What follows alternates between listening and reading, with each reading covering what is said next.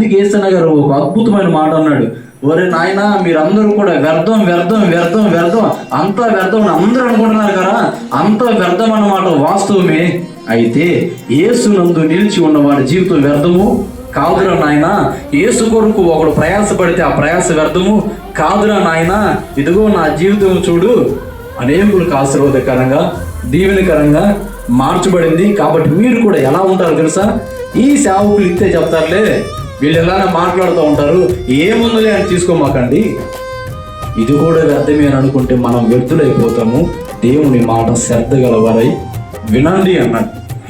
అవునా? అంత వ్యర్థమని వ్యర్థులైరెందరో, నా గురి నీపై నిలిపినందుకే నా పరుగు సార్థక